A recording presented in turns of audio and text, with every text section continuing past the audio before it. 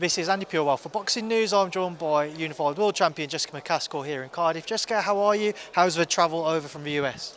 Travel was fine, direct flight from Chicago, and everybody here has been so welcoming and so nice, and it's just been a really great time so far. Jessica, you fought some of the best names in the sport. You've been involved in some of the biggest events rather, within female boxing. Why Lauren Price? It's almost kind of a question of maybe why me. It was just her name came up. I hadn't heard of her before. Rick Ramos mentioned her, and so it's just kind of like, if she wants to fight me, then yeah, I'm not going to say no. She's got an amazing amount of fans behind her. Coming over to the UK to fight is pretty ridiculous. It's massive. If you've ever been here for a sporting event, So I'm just very happy to be a part of it. Lauren obviously has a fantastic amateur pedigree, but still yet to prove something in the professional ranks, if you will. You've, like I said, competed at the highest level. Do you feel like this is something which she's just rushed into, or do you think this is, on her behalf, potentially the right time in her eyes? She definitely thinks this is the right time. She's an overall athlete, not just a boxer. She's played other sports. She knows her body, and she knows what she can handle. So this is the time where she wants to get put to a test, and, if she's in shape, there's no problem with that. You mentioned that you didn't really know too much of it till Rick kind of informed you, maybe gave you a chance to look into it a little bit more. What have you seen since? What do you look at and think there are weaknesses there that you can exploit? The things that I've seen, honestly, I absolutely love. She's followed by a really good team. They support her. She believes in her team. We did an interview yesterday, a Zoom call, and she was at the gym. I just see a lot of things in her as a fighter, as an athlete, that a lot of people should pay attention to and should follow. She's not just like out drinking or whatever, and she's, not arguing with her team or, being weird on social media or anything like that. I just feel like she's a really good example. And me personally, I think that boxers should be a good example, because this is a very difficult sport, and you make one wrong turn and you could get yourself hurt.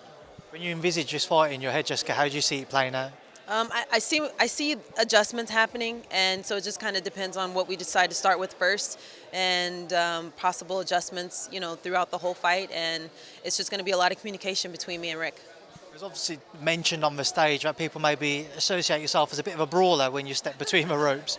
Do you mind that tag? Do you disagree with it? Do you think people overlook your boxing skill set? I do think people overlook my boxing skill set, and they underestimate some of the more thought out trickery or things that I can do, and they just see brawler. But that's how I started my career. That's how I made a name for myself, and that's something that wasn't really part of female boxing. Some people probably thought, oh, female boxing, this is going to be cute and dainty and nice, and then I came in and ripped heads off. So that's how I made my name, and I'm not offended by that at all. I love it. When you look at somebody like Lauren Price, who has that amateur pedigree, as we mentioned, has a bit more of kind of a traditional boxing style we'll go with, do you feel like that means that you might have to make adjustments away from this brawler mentality people have mentioned?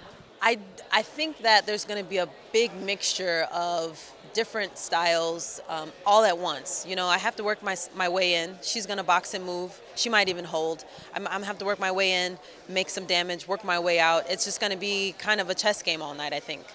Obviously, it's mentioned again on stage that the away fight's coming over despite being the champion. Does it change your approach at all, trying to be a bit more aggressive to take it away from the judges on fight night? That's always a factor. You never want to leave it up to the judges. It's kind of just a scary place to be, because you don't know what they see, what they're paying attention to. There's been conversation of going from 4 judges to 6 judges just to make that a little bit less of an issue. But at the end of the day, you have to do everything that you can do to win the fight, and to take it away from the judges. And then if you didn't, you have to make sure that your punches are clean, and that what you did was significant enough. Jessica, regardless of the outcome come May 11th, you'll still be involved in huge fights moving forward. I'm no doubt of that. But what do you feel like you do have to gain from fighting somebody like Lauren Price? I feel like I have a lot to gain as far as the respect of my style and the respect of my abilities and my skills. I still think that those are overlooked, and people are just expecting me to brawl. And when they see that I'm able to beat an Olympian, and that I'm able to stand in the ring and make her miss and make her pay, I think people are going to be really wowed by what I can do. When you look towards the future, what have you thought about in terms of where else you want to go, what else you want to achieve within boxing? Well, we definitely have had conversations with Natasha Jonas. She had a bit of a hand in making this fight and helping us make this fight, so appreciation for that. But she's maybe got a few fights left in her, and I would love to get in the ring with Natasha. This is a conversation that we've had with Rick and Natasha previously, so it's not anything new to us. But it looks like she's winding down, and we want to try to get in there before that's finished.